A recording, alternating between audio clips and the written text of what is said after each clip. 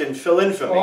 I said, you got to be a pretty important guy if a British Lord is your backup quarterback. So without further ado, I'm going to turn it over to Professor Willie Soon. Give him a nice warm hand.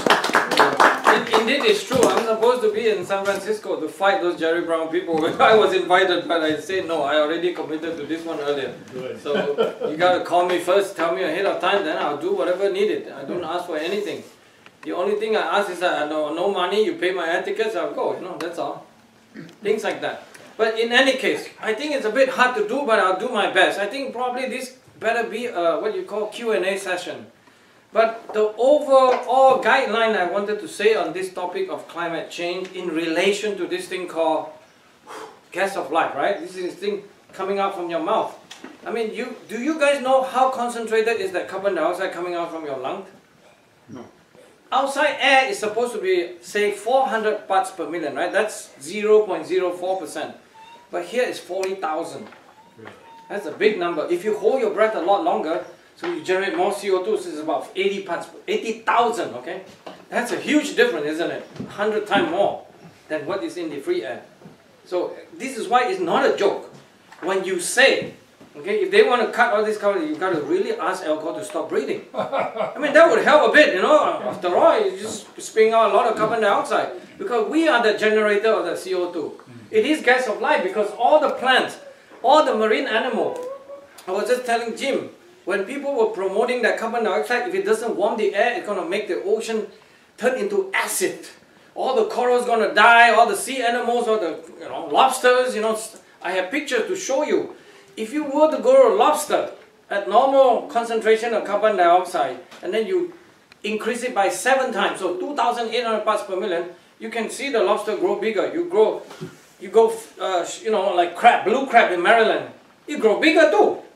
Simply because most of the experiment and all those scare stories you saw on the internet, like National Geographic, all those major institutions has gone crazy over this topic. I really humbly apologize and disagree with them. If anything I have to say here that is wrong, I really ask them to come and discuss this properly.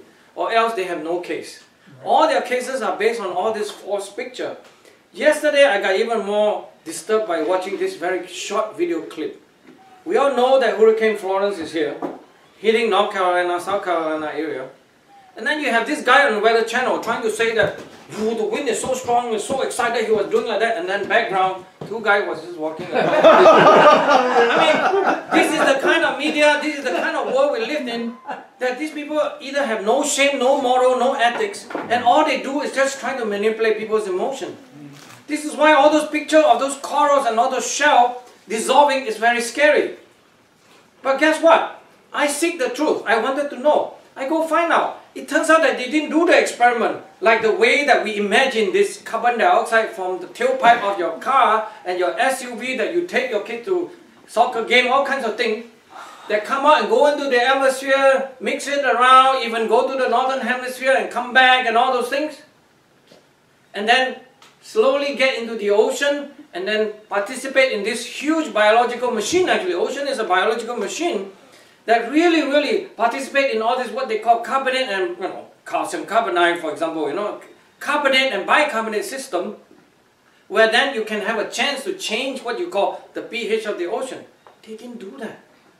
To do the experiment, they didn't want to wait for the system to calibrate, which take about a month. For example, in a proper tank and stuff like that, the experiment that I talked to you about, the lobster growing bigger.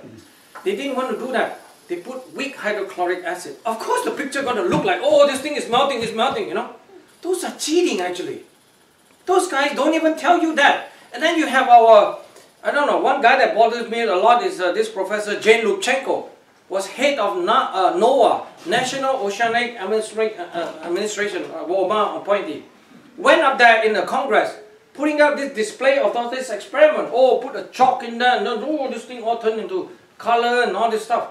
Doing all those fake experiments, you know what I mean? And trying to think that using their credibility as a scientist, I'm a scientist, I'm this and that. This is actually, if I may be more selfish, I'm a scientist. I hate all this. I really, the only one of my key driver is this anti-science stuff that is really destroying science. If you really not to speak out and say something against it, how can you possibly teach the kid anything about science or the value of science or any meaning of science? how to do a science experiment, right? So the bottom line is that I have been searching for this carbon dioxide affecting the climate system.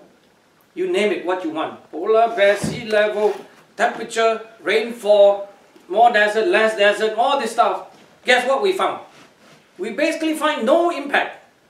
The only impact we find, and that's from satellite observation. We do observe the Earth, we do measure things. The only thing we find is that the planet gets greener. So over the last, since the first measurements, let's say about 82 until now, so how many years? So we got about 18 plus 18, so 36 years, 40 years. We see the planet get greener by about 30%. Yeah, 10 to 30%. I mean, different region. There are some regions who turn bad, but for different reason, right? Local situation, basically. But the overall get greener, the planet get greener. And are we supposed to say that that is bad thing? In fact, I asked Al Gore the question. The opportunity that I have to ask Al Gore is that, okay, even if I don't want to challenge you that, we all know this is a biological truism, meaning that when you increase carbon dioxide, the plant like it is going to get greener. Are you going to be responsible for all this trigger-down effect from ecological effects and interrelated stuff on the environment? Because the planet is supposed to be, we are in a CO2 starvation state, in geologically speaking.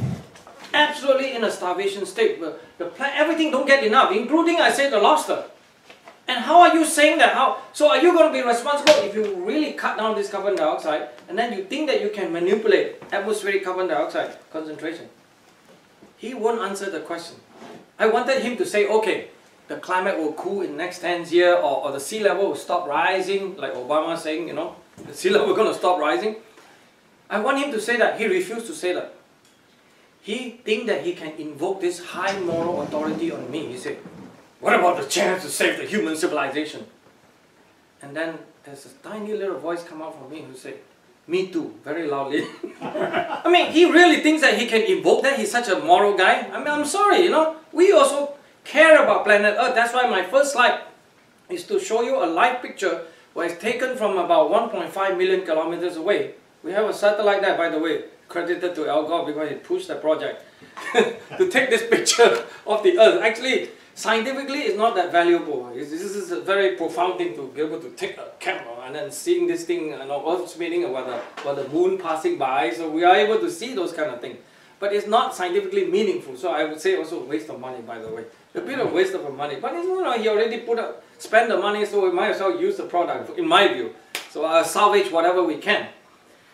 And the bottom line I find is that really all these years that I learned about this carbon dioxide is that I told you I don't see even in the temperature the most direct connection of this carbon dioxide, the greenhouse effect stuff, you know, so-called they say is the greenhouse effect.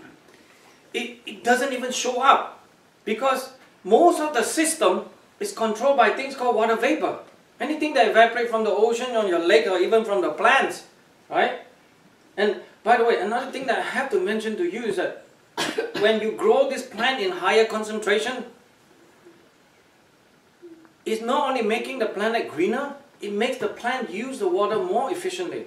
Which means you need a lot less water to grow some crops. A lot less, simply because this tiny little thing called stomata at the back of those plants is actually able to close down a little bit more so they lose less water. So the water efficiency used, that is also has been measured and detected. So last 40 years we have seen that effects. So we have seen all of these beneficial effects, right? Whereas there's not a single thing that is negative. By the way, is it a negative thing for you to be able to drive your car to come over here? Unless you take a horse buggy for you, it will take 20 days to come over here. Right? I mean, that sort of thing. They never talk about all these positive effects. They always try to show the negative effect that is non-existence. So what can I say, right? As a scientist, I just could not sit down and say nothing. I have been investigating this issue for a long time. But then, according to my friend Jim Klickler here from Bar Harbor, Maine, I have been doing this topic mainly because I got interested in the issue. How does the weather and the climate change? That's a very interesting basic question in science that you can pose. Very difficult to answer. So you take the step systematically. What's the most obvious thing we know about the climate? Is that the sun, we go around the sun first of all. not sun going around us, but by the way, in climate model, the essential representation is the sun going around Earth, of course. You know what I mean? You don't have the distinction, okay? And you just model the angle, Sure. right? So that's fine. That one assumption is fine, but just a bit funny. And then guess what? How do they get the temperature to be correct? They move the sun in and out to tune it correctly. That is another problem. Yes, the sun is move out if it's completely frozen, so we have to move it nearer. If it's too much warming, then we move it a little bit further away. That's basically how you quote unquote tune your climate model, because the whole system has so many variables that it's just so hard to arrange in all this. This is why fundamentally the climate model is not a simple tool like this knife that you can actually chop the cucumber and all these good things that we can use it for. This climate model is actually almost useless in some sense, in my humble opinion. The only thing they are good for is actually little situation like right now. Even in tracking hurricane, even though we put in all the information, we don't really know where the hurricane gonna really turn, because we don't know how to precisely model all these problems. Coupled with so many variables, the wind, actually not only that, the vertical wind, how this guy flowing east, flowing west, right? That's part of the problem. Even the ocean extremely warm, if up there you have very strong wind crossing each other, no hurricane will form. Hurricane is really got to form up in few miles up, right? But if you have wind crossing there, it's not going to be steady. So it will be broken apart, right? This one is just mainly the ocean is warm and then this guy is still going, so you can have some hurricane formation. So those meteorological, those weather forecasting are only good up to that level. And then in science, there's another fundamental limits. We cannot predict all the weather. More than a week ahead or 2 weeks, actually they're pushing a little bit of the limit. But fundamentally, they still fail because they really haven't accounted for the sun properly. Essentially, all of these have no sun in the picture, because they already fed in the sun information directly in terms of all this wind and atmospheric field. That's why they never see the sun as an external factor. It's always been internalized into the wind field, the ocean field, all this other stuff, if you understand what it means. So it's becoming a very difficult problem. So I try to understand the sun. So my areas of expertise is actually trying to understand how the sun affects the Earth climate system. The most obvious thing is, of course, you get season. Okay? And then you slowly try to address simple question. The sun crosses the equator twice, right? Because of the movement basically from the the low latitude, the 23 latitude over there, coming out back and forth. So that's how we get the season. Just think about that basic problem in meteorology. By the way, it's totally unsolved, that problem. When you cross the equator twice, right? So what do you expect the temperature in the equator to do? It has up and then go down, no? Semi-annual. Guess what the temperature show in the ocean? It's completely annual cycle. Right? So basic question like this. Those are the kind of thing that as a scientist you do work to try to explain all this and work it out, the mathematics and the physics, right? It's related to transport and all those other things, right? Under ocean wave, all kinds of interesting phenomena that we try to model. So at least we make our, we can call ourselves professional scientists. So that's what we do in our day job. So the sun really is very interesting. My latest progress that I have to tell you is that I finally think that we have got to a point where I can handle the problem nicely. The first problem is that even in all the thermometer data that you got, we really cannot trust them, because large part of the signal that you see, warming and cooling, right? They are all completely controlled by something not related to climate. They are related to how the forest is going up, vegetation is making it here. So 100 years ago, all the surrounding is changing, and then the city is beginning to urbanize, you build more land, and then that sort of thing. This is why the flooding in Houston was a problem. It was just nothing to do with any of this intensity increase or anything. It having to do with drainage, the problem. And plus that the hurricane stalled, the one in the last year was very important. It was hurricane stalled because one of the meteorological phenomena forces the thing not to move further north. Doesn't dissipate, so it stalled there for a few days, then disaster. I hope this hurricane, actually I haven't checked the update, apparently move very fast, and then hopefully it will dissipate, then less impact. Those are the things that really, President Trump may talk about crazy idea about dump throwing stuff. We've been trying to control weather forever, by the way. There's a lot of these people who claim that CIA and FBI, KGB know how to do all of that. It's just not true, by the way. The best experiment about us trying to control the thing is basically cloud seeding. We try to make rain out of cloud. The most successful program, by the way, is in Israel, because they needed water severely. And US, we did in the 50s, 60s, we did a lot of those experiments. The US government supported that, and then GE is one of the big players in this thing, so they see the things called silver iodide, so they throw a lot of these particles. Hopefully the water molecule will attach to that, and then they accumulate and then start making rain, right? But those techniques apparently dissipate really quick. So it's another very, very hard thing to try to manipulate the weather, actually. It's really hard. The point is that you can do it for this small little box. I'm sorry, look up your sky.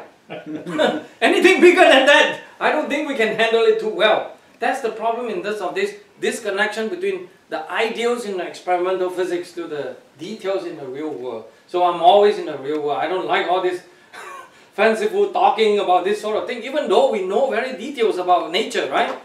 We know up to things called quantum mechanics, you know, how electrons behave, how this thing called protons behave. We know all of those things very well, actually. Well enough that we can make chips, we can make phone, we can do all these things. Those are all based on really good physics, you know, quantum mechanics.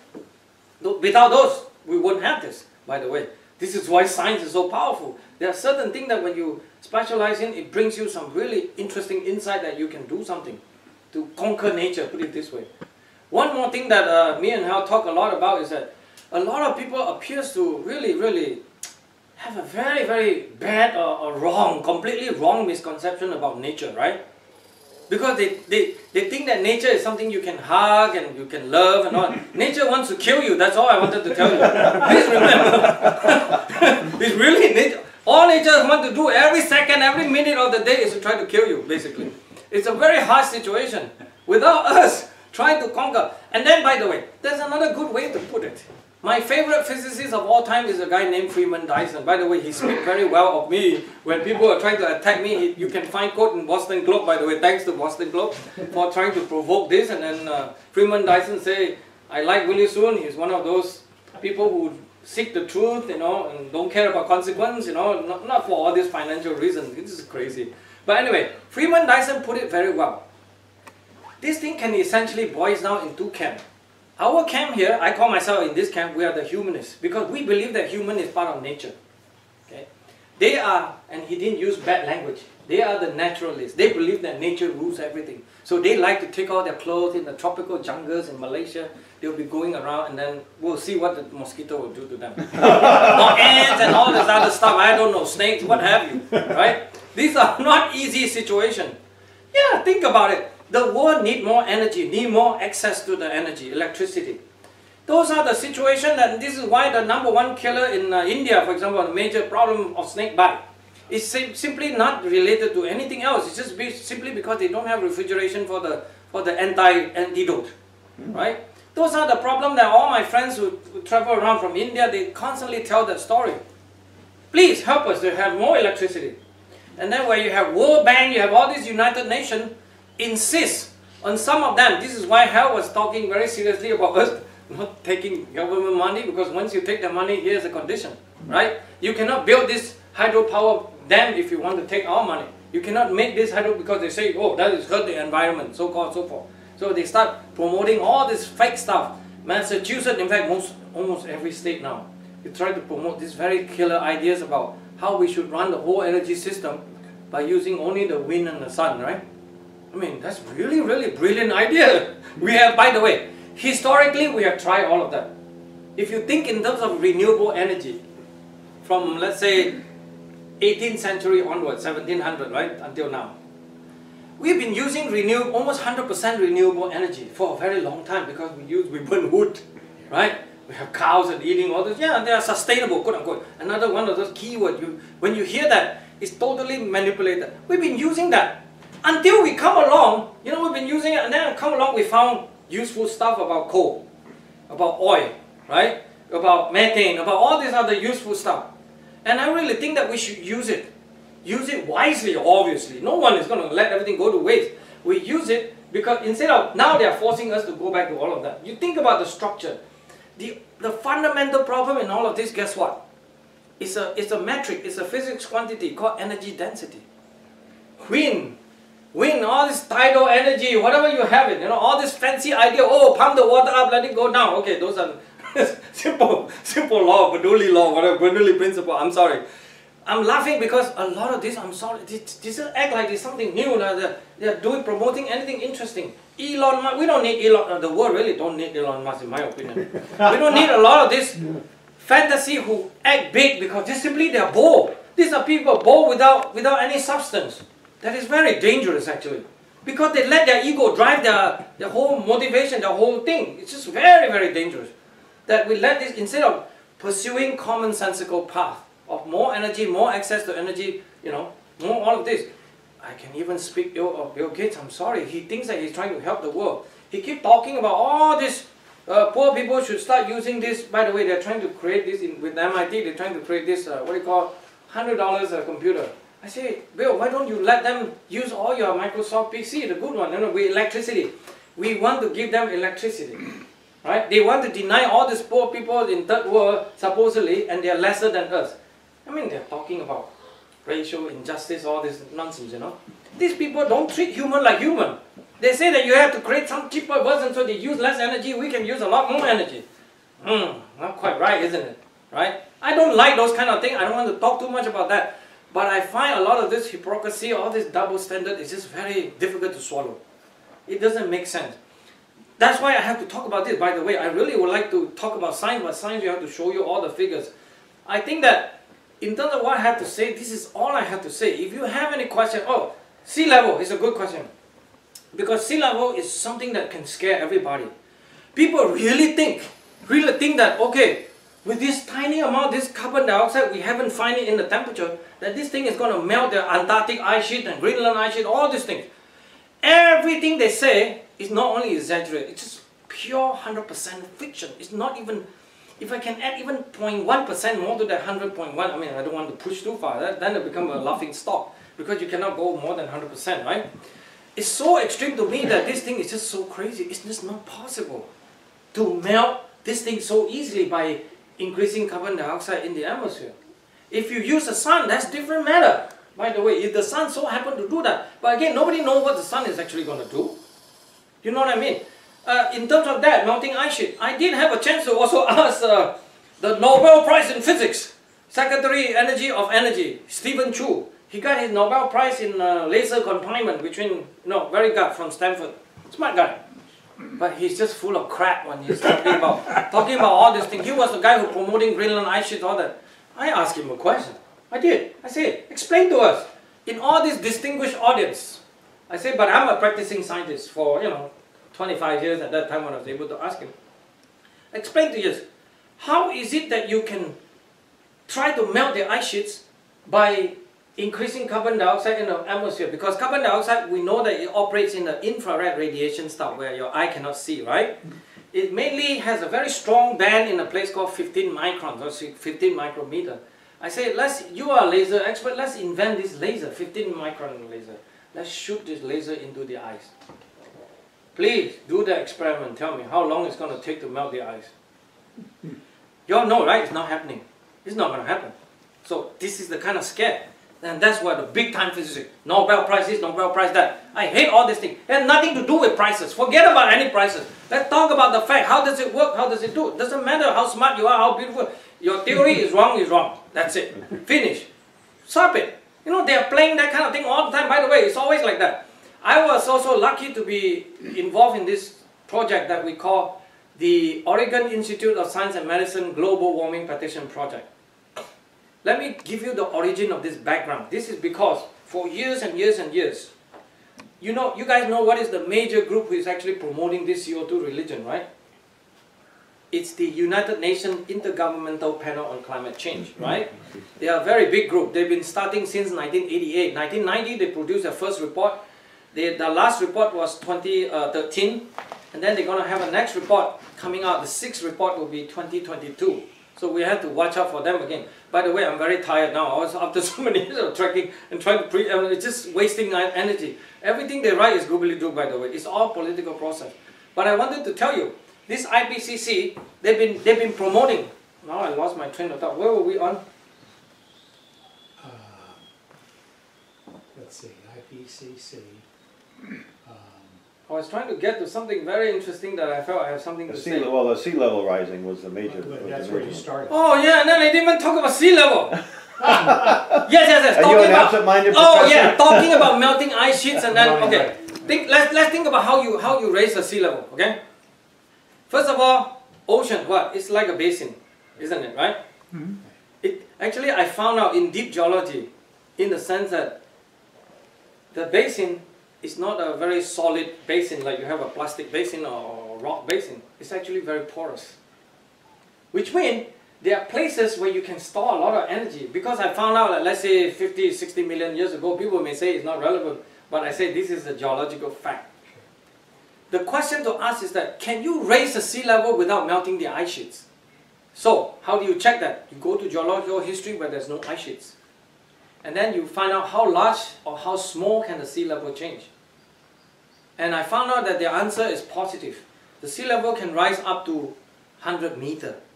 300 feet with no ice sheets around, which means that just tell you the amount of storage, because there's no other sources of water, okay?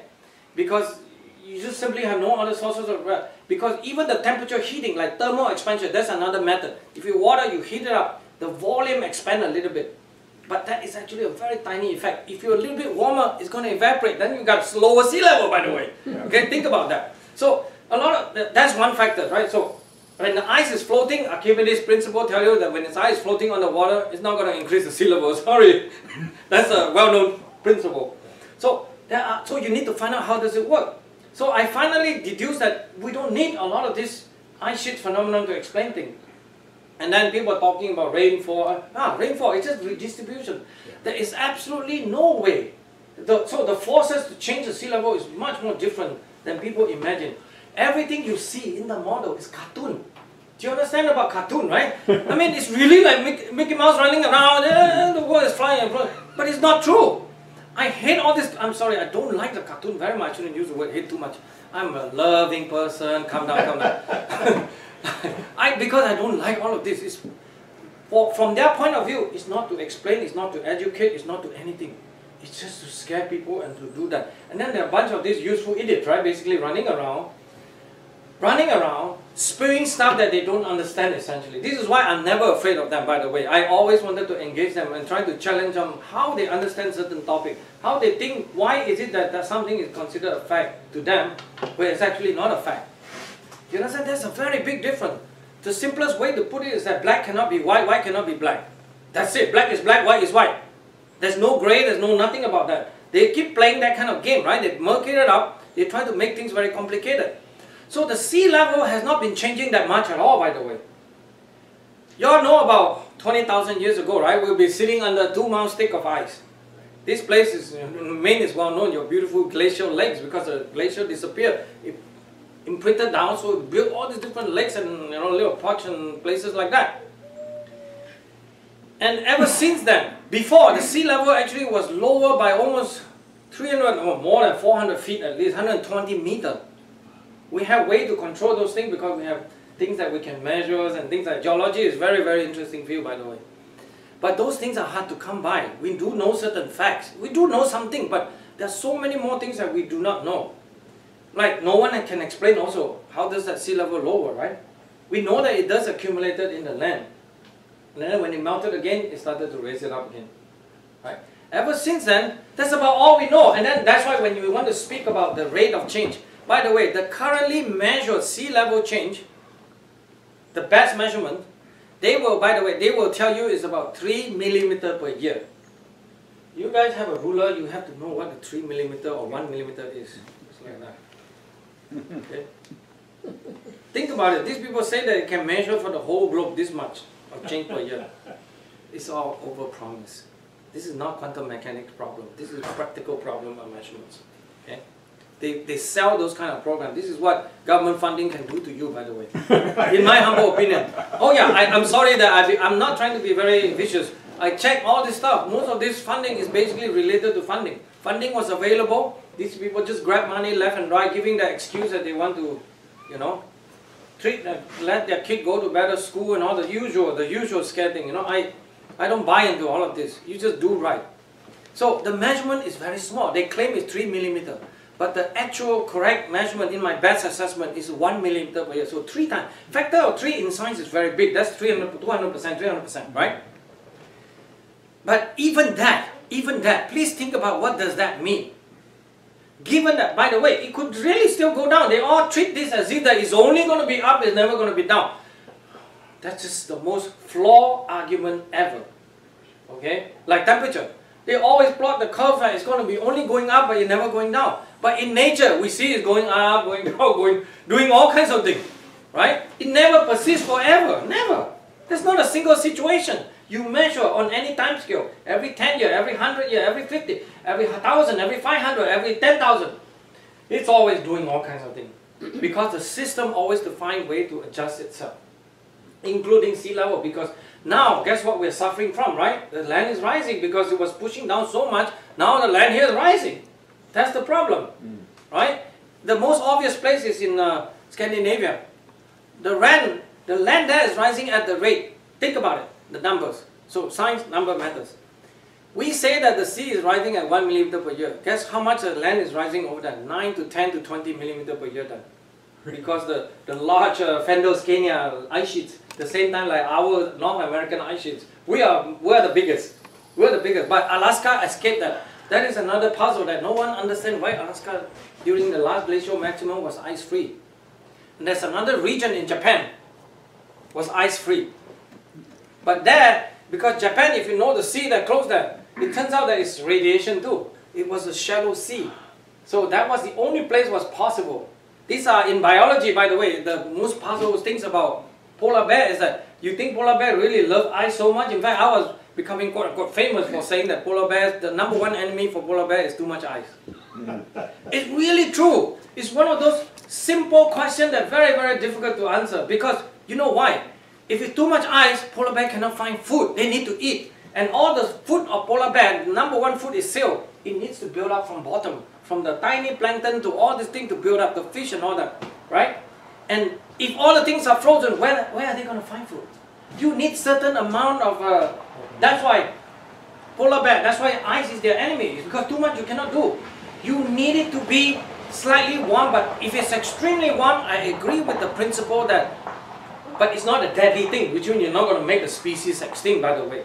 But it will suffer, but then it will less population. But the question is still that, can we humans decide how many polar bears we want on this planet? You cannot imagine how much anger I get from the environmentalists. When I say, oh, 1 billion, what do you want? I mean, now it's of the order of 30 to 30,000, 32, okay? 20, right? How much you want? I don't know. You know, do you think that Al Gore can decide that? I mean, he has the moral authority to decide how many polar bears we should have? I mean, what are you talking about, man? Right? By the way, the polar bear problem is a small problem in my humble opinion. Why are you scared of feeding polar bear? We can feed polar bear. We humans, we produce enough food, we can generate enough food to feed the polar bear too. If we can feed human, we can feed polar bear. You know, I think all of these are really non-problem. It's just people being unkind, trying to make things out of big haywire out of nothing. This is a very sad story for me. I don't gain that confidence, but I really observe nature in that careful way. I think that the only meaningful way out of this is just keep not putting out misleading information. Only tell the truth. When it's not right, you just say it's not right. When I'm wrong, you say you're wrong. That's about it. You know, that's how you progress. And that's the only hope left for this sort of thing. This is why I do get a bit motivated and activated to talk about this topic, because I wanted to understand. Yes, I was worried about polar bear, by the way, dying. And polar bear, if you want to know a bit of the biological history, they evolved from brown bear of the order of 1 million or 2 million years ago. They survived. In this past period, 1 million years, we have ice ages and all this. By the way, they survived ice ages. We don't know how.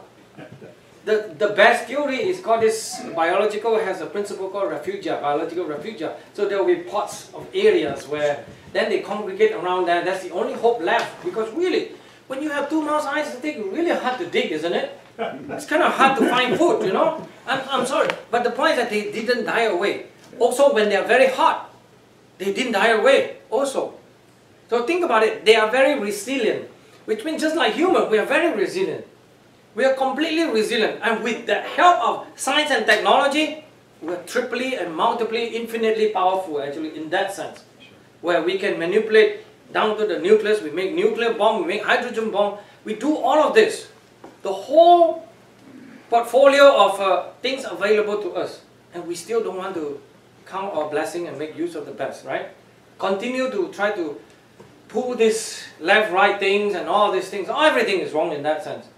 And especially in manipulating science for the sake of some kind of doctrine, some kind of policy, some kind of really crazy stuff that I don't understand. And it's wrong, right? You know, I probably say enough now. I'm going to get in trouble for saying too much more. I do have my opinion on many things. I try to keep it. I don't mind talking, you know. I just don't mind talking because, like I say, the easiest thing for people who just don't want to speak the truth is that you don't have to remember a single thing, right? I don't remember a lot of things, but I just tell the truth. That's it. That's well, it. They say liars have to have good memories, right? So. All I'll do is we'll formally close and have any questions. Yeah, please ask any questions. And want to thank you for participating. And if you're watching this on YouTube, visit our website, campconstitution.net. Yes. To learn more about all the things we do. Our wonderful camp program and some of the year-round activities. And thank you folks for coming out. So. My question is, these other scientists that are on the other side of the fence from you, they're educated. Do they believe what they're saying, or do they really see the whole picture? Most of them believe, and I do not want to count their motive. They believe, but that's a very bad thing for science when you believe. Why? Okay. Well, the second question is, why does the UN and that sort of thing? Is it some kind of control? Yes. Money? What is their motivation? Ultimately, you do have to. Yeah, I'm sorry, I don't want to go there, but I want to tell you, in terms of the scientists, scientists are a bit like sheep. They're following the herd. It's a very trendy thing. Plus that the peer pressure is enormous. You don't know the amount of peer pressure for me in that sense. Of course, I don't feel any pressure. I just feel good about myself for trying to understand things, right? But the honorable thing to do in science is always remain totally independent. But the problem is that you talk about funding, you talk about all this group thing to survive. Worry about how you're going to get your next paycheck and all those things. Those add up to a lot of people. I'm just very blessed. I count myself blessing that I'm not worried about those things because I sincerely don't worry about it. I don't mind working at McDonald's if I have to survive. I don't mind digging a hole, doing any work for anybody you want. Hire me because I'll be a good worker. So in that sense, some people don't have that calm in them. I don't know. That's why things going in the wrong direction. Not only that, it's the way they frame the question, and also because it comes from top down. You just imagine my good friend Professor Richard Lindzen of MIT, one of the smartest guy you would ever meet, because let me give you I don't want to throw names and all this thing. This guy is the youngest guy ever elected to the National Academy of Science, even younger than Professor Richard Feynman. It shows you how brilliant. He was 32 when he was there because he already found some groundbreaking work on atmospheric tides, so on and so forth. But towards the end of his career, he won't take any more students. The criteria is to ask the student, are you financially independent? What do you want to do when you're pursuing this study? Can you be independent? You want to seek the truth? Okay. Right? And you're financially independent. Or else, if you have to worry about your next job and all that, I'm sorry, I cannot take you because you will be influenced. You will be impacted. You will be harmed. You will be harmed. Just like my whole career, I could easily be doing so many things. How many professorships actually? Because I felt I'm intelligent enough. But the problem is, I don't care all of those things. Thank you very much. I don't want to. I don't need this. In fact, I think those things corrupt your mind actually. Corrupt your ability to even think. Let alone being influenced. I find those forces are too strong for normal people to take it. It takes certain character. This is why this whole field has becoming crazy. Plus that you have to think about how the university are being run now. They are run by managers, right? People who are not scientists, including even prestigious like MIT. The MIT president wrote some really stupid thing attacking Trump the other day. I and a bunch of my colleagues, we wrote a rebuttal to him. I don't know if you saw that piece that I published in Bright Bible. We explained what our thing is. We challenge him. No, we are just incredible. Then they keep quiet and run and hide again. I'm so sorry that they have to hide. We just walk straight. I'm so sorry. No, they are really bad. I mean, the president of MIT, very significant. Who is Willie Soon? I just think clearly. That's all I am. And I don't mind being wrong. But all I know is that what he said, what he put out is wrong. It's incorrect. But you see, he's the president of MIT. He's not going to back up because Willie Soon says something that he says is wrong. This is the problem, right? It's what you call politics. Yeah. But that's the comfort in science. The comfort in science is that it's not about how powerful you are, this and that. It's about what the facts are. Yeah, right. What can you say? This is why I'm in science in the first place. This is why I'm passionate about science. Because science is the tool that makes me free myself and avoid all kind of fear. Because you have all kinds of pseudo-sphere. Increasing understanding can help you calm yourself a little bit in some sense. Because in the old days, you can imagine, people don't understand, right? George Washington cut himself, bleed himself to death. You know, because we don't understand a lot of things. How biology, physiology work. The UN is clearly a very bad entity. I have only one thing to say. Get rid of UN. Throw it away. Because you know what? They've been really ruining us. I mean, it's really, we've been in a wrong path for a very long time. Oh, yeah. And no one wants to say that. I think more of us should say that. Don't be afraid. What, you ain't going to come and get me? What are you going to do? I'm sorry, I don't want to go to your meeting too. You guys don't represent me. You do a lot more harm than you do anything positive. There's no positive thing from you as far as I'm concerned. There's a friend of mine who actually, by the way, sadly he died in the crash of one of the planes, Swiss Air, that dropped in Nova Scotia. His name is Amran, I forget his last name, but he was working for UN at the time, but he went, his last flight was to go to UN Geneva to resign. Because he was working for this UN, he's from this place in Central Africa. He was trying to resign because he was so frustrated working with UN Department of Poverty. UN has Department of Poverty. They send him to one of this jail in Zaire or one of this place where the amount that it costs to pay him is enough for him to solve all the problems. They say the guard, prison guard is mistreating the prisoner. So he said the problem is easily solved. He wrote his report really quick. This is a good man. He has a law degree from Harvard. So at least he's smart enough. So he decided to not do this anymore. Quit, basically. He just take all his the money that they pay him for this and then cut short his 3-month stay, so he stay about a few weeks. That's it. Take all the money, buy all the cow and let them cook all the beef soup, whatever they need for them, and then go. That's it. I'm done. This is not a problem. You know, it's that kind of stuff. We need people like that. Unfortunately, he died, right? But life is like that. We have to have more people who really take some courage and do some right thing, because it's just too many wrong things that it's just not going to turn right. Is Linson retired now? Yes, Professor Emeritus. Is he still working at MIT? Very tired. He's very tired. He doesn't. That's why I don't want to disturb him too much on all these other trivial matters. And the only good thing is my good friend Professor Will Harper is now working with the administration, but he was supposed to be the candidate for the science advisor to the president. But of course, it given to another guy that I'm sorry, I feel bad about this guy, Kevin Drockmeyer from Oklahoma. He's a swamp, 100% swamp, and I don't believe him to be anything that's going to amount to anything. You know why? The acid test is that, will he denounce IPCC report? Because IPCC report is not the standard of science. I'm so sorry. That's one thing we must realize. Because they keep saying that IPCC summary, give fair summary of this. I'm sorry. Intergovernmental Panel on Climate Change. They never give fair summary. It was selective summary. Not only that, in science, you just cannot say that I cite only this paper and then a bunch of other papers, especially mine. My paper was cited, by the way, by IPCC in the second assessment report and third assessment report, because I started working in 91. By 96 and 2001, my papers are all over the place. They cited positively. 2007, the fourth assessment report started to disappear. Of course, 2013, there's no hope they will talk about my work, right? Do you know Harper? I know Will Harper very well, yes. Okay. And he's now working for Under Secretary Bolton now. But is he retired too? Or? Yeah, he's emeritus. He's over 80 years old. So, but he's one of the true hero of mine, that because he will be willing to stand up, because he's so fed up with this kind of a politicization of science. He's a real good physicist, done a lot of major revolutionary work. You know, I read The Chilling Stars, okay, and it really made a lot of sense to me. Now,